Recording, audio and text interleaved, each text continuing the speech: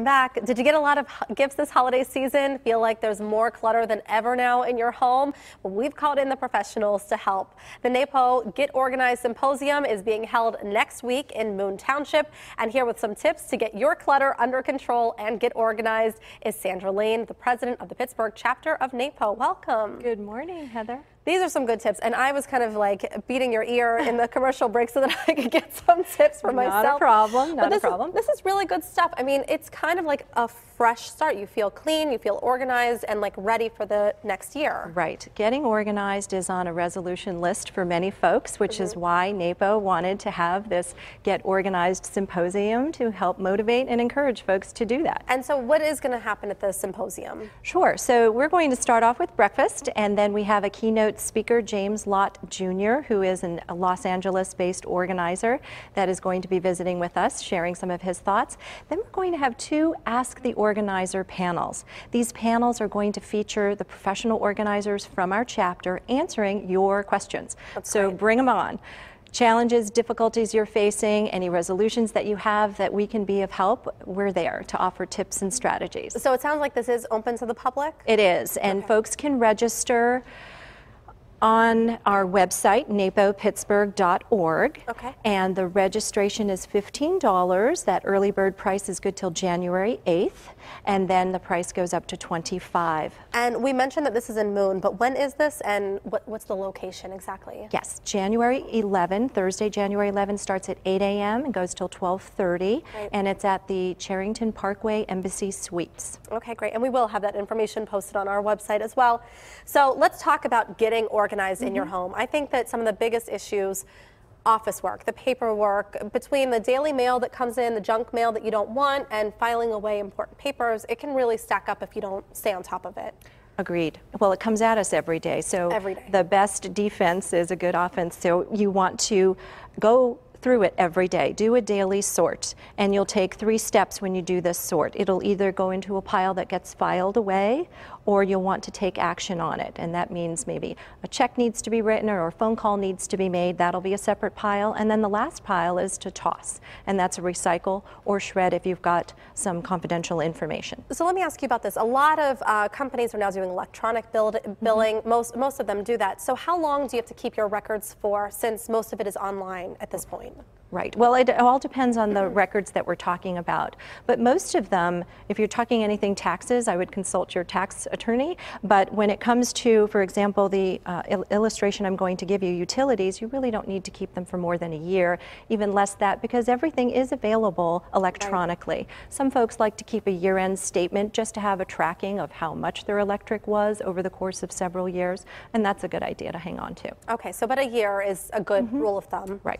And you also mentioned this too. I have a small shredder, but it takes forever to get through everything. Right. There are some good services out there. There are. UPS store and some of the major office supply stores will shred by the pound. You just bring in your bulk shredding, and they charge by the pound. Typically, it's around $1. And do you have a demo with the? This is just a container for some of your. Right. So the next step when it comes to staying on top of your paper is creating a filing system. So I thought I would share what that might look like for some folks. So you could use a drawer in your desk if you don't have that available to you. This is a file box that you can find at any office supply store. What you'll want to make sure it has is this little channel here for hanging files to rest, because that is the beginning foundation of your filing system. And you will start with a hanging folder, and the label on this hanging folder is going to be a major category that you need to collect paper. And in this case, we're using utilities, right, which everybody has. Right. And then within that hanging folder, you'll want to break down those papers even further. And you'll use folders such as these, and this within is the folder. Within the folder. You can use manila or you can use color, depending on what suits you.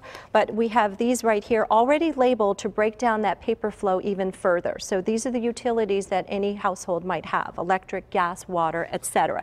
They will go in here, and when easy. Yeah, when you do that daily sort, everything has a place to get filed away. But what's most important is that you'll be able to find it easily later. When you need it. Right. Exactly. Okay, so another big thing, especially right around the holidays, we have so many toys in our house. A lot of them our kids aren't playing with anymore. Right. So what do you do when you are overloaded with toys?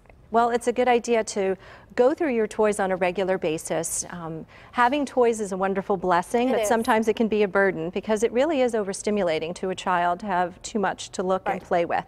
So when you go through your toys, you'll want to go through a process of sorting them and really segregating the toys that your child enjoys to play with that are age appropriate, and they can be in the keep file, and then anything else can get donated. And as we were talking during the break, there's lots of options out there when it comes to donating your toys to charitable organizations. And I love this. You sent a picture of what it could look like if you organize appropriately. Yes, exactly. So lots of folks use a toy chest to throw toys into, which is great for a quick cleanup and you need to hide quickly, get everything put away. However, it's sometimes very difficult for smaller items. So you said just use bins like this. Yes, exactly. These are bins that can be used to help sort smaller items, and you're teaching your child some early organizing skills of grouping like items together that can get stored on that bookshelf, and that piece of furniture can really grow with your child and later hold books and games and puzzles.